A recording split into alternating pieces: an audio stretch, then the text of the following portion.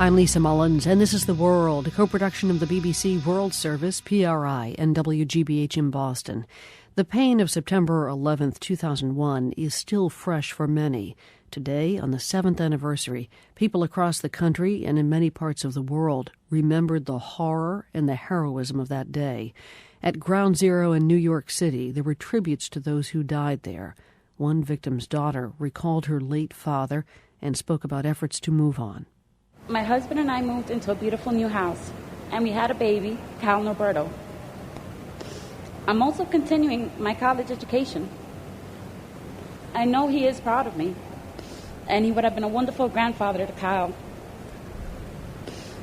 Whenever we parted, Papi would say, "Te quiero y vaya con Dios." And this morning, I want to say the same thing to my Papi. I love you and go with God. President Bush and both presidential candidates attended ceremonies remembering the victims of 9/11. The attacks are still a vivid memory for those who survived. More than 250 people who escaped the World Trade Center's towers that day have granted in-depth interviews to British academics. The researchers conducted a 3-year study aimed at finding ways to evacuate skyscrapers more quickly and effectively. But as Laura Lynch reports, the study also paints a powerful and surprising portrait of what happened inside the buildings that day.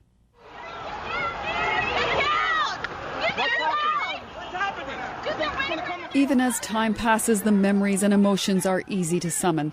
There was fear, panic, and horror as the buildings burned.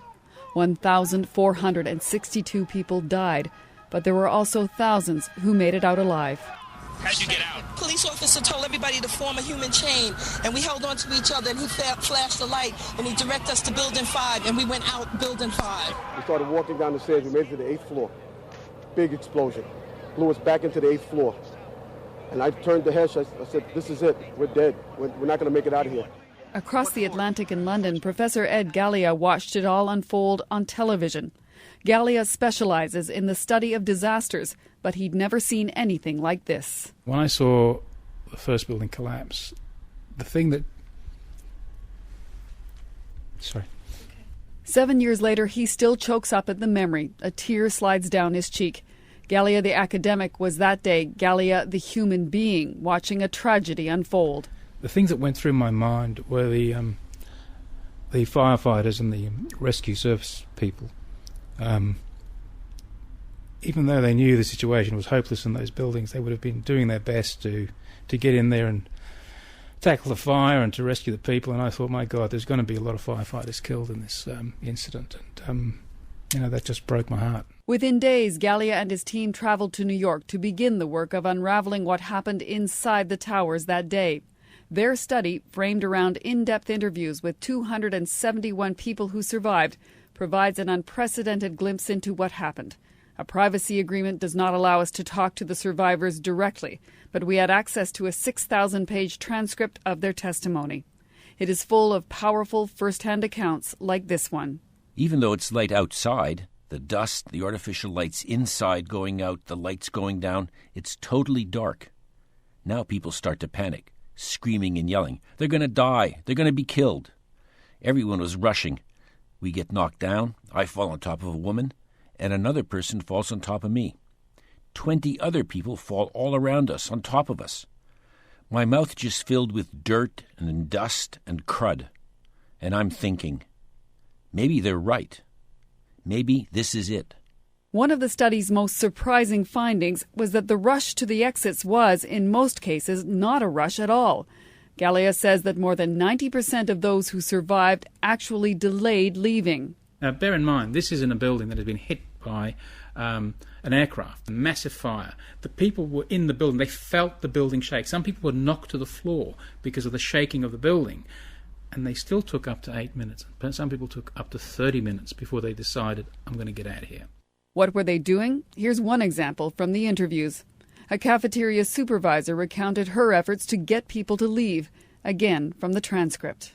But people were kind of looking outside at what was going on, and my employees are like, at the registers. And there's still hustle and bustle going on in the cafeteria. The guy at the grill is making the eggs and, on the grill, and I say to him, "Shut down, we have to evacuate." And they're like, stop making the eggs. And I'm like, stop making the eggs. And the customers are like, my eggs.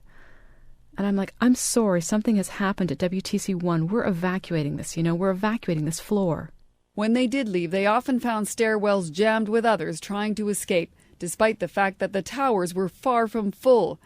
Galea's computer models suggest if everyone had been at work when the planes hit, almost 7,600 people would have died, many because they simply wouldn't have been able to get out. Within sight of Galea's office at the University of Greenwich, new skyscrapers climb into the sky. East London is a forest of office towers now.